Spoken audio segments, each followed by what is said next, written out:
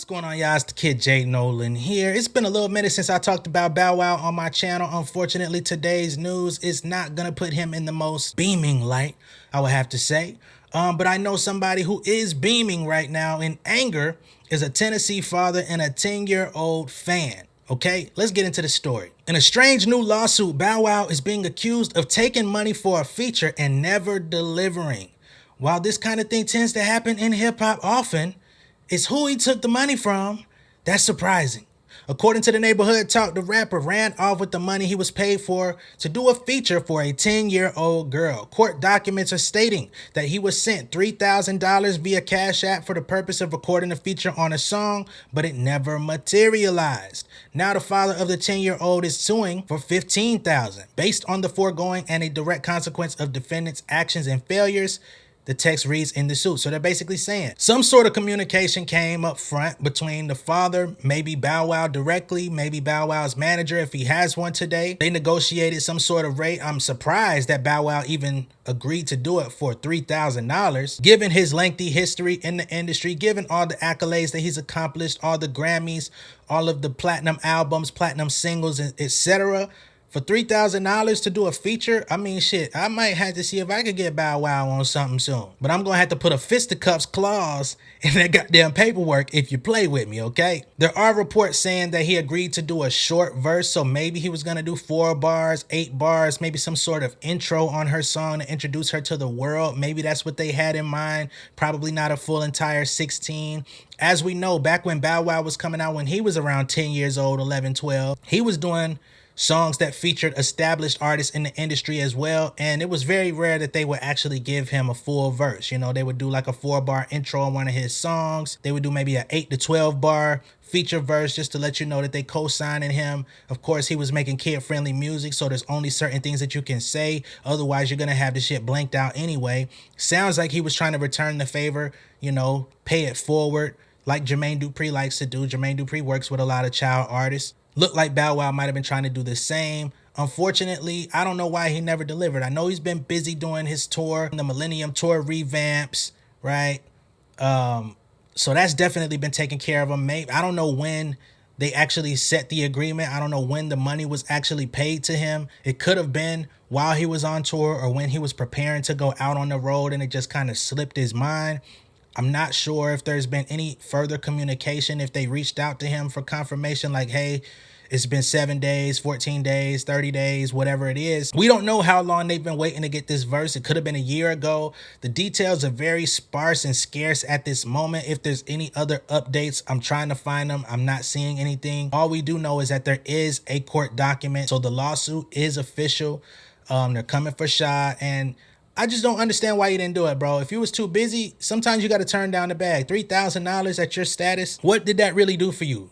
Like sponsor a trip to the Gucci store or something? Like, or is this a common practice on your end? Are you out here promising dozens of upcoming artists that you'll do a feature for them for $3,000 to $5,000, taking the money, running off on the plug and not delivering? I know that there's a lot of artists that do this. I know I have a I have a close homie that paid a legendary OG from the 80s and 90s who really ain't had no type of motion, no type of traction. He paid him some good money to get a verse. The nigga never sent him the verse. Then he sent them some bullshit after a while and said he ain't wanted to come out. Some of these artists be washed up, be lame as hell, and they just be doing anything to get to the bag because their opportunities have dried up. The problem with doing stuff like that is now you've lost faith.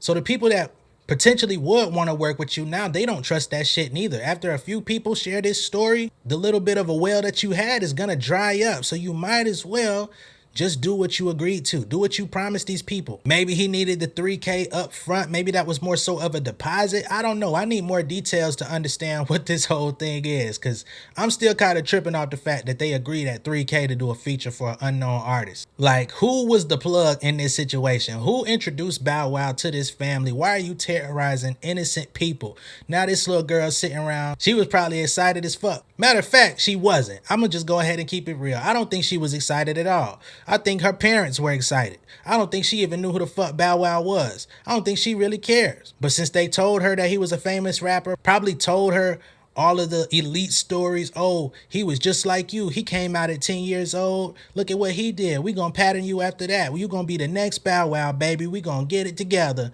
Matter of fact, let's see if we could reach out to him and get it. Got it done. They goddamn slapping fives, high fiving, feeling like this finna be it. Now your child looking like, I didn't even know this nigga.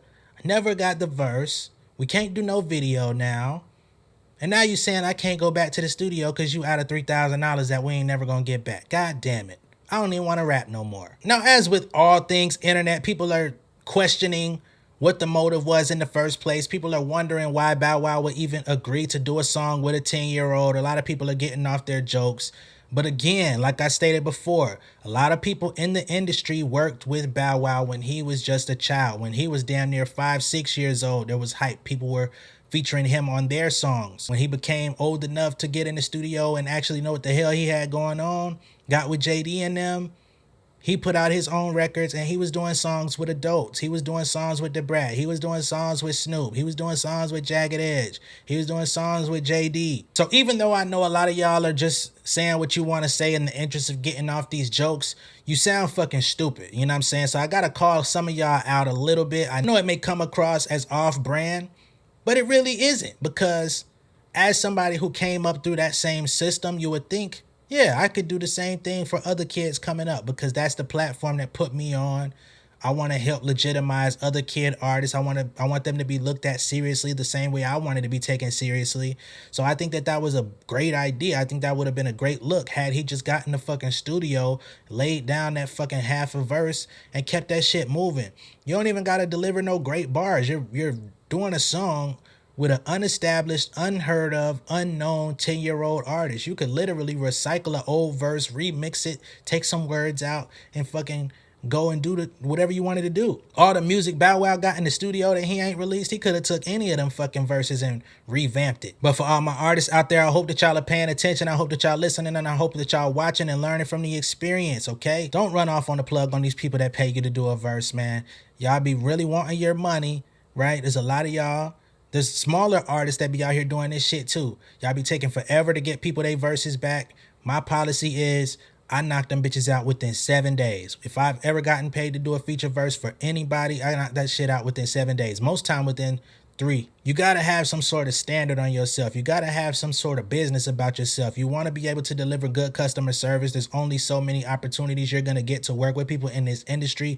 If you leave a bad taste in people's mouth, word is going to get around. People are going to talk. Other people that are in your network and community are going to talk behind your back, because of course everybody's going to be looking like, damn, I never got a verse from homie. Paid that nigga, he done ran off and disappeared.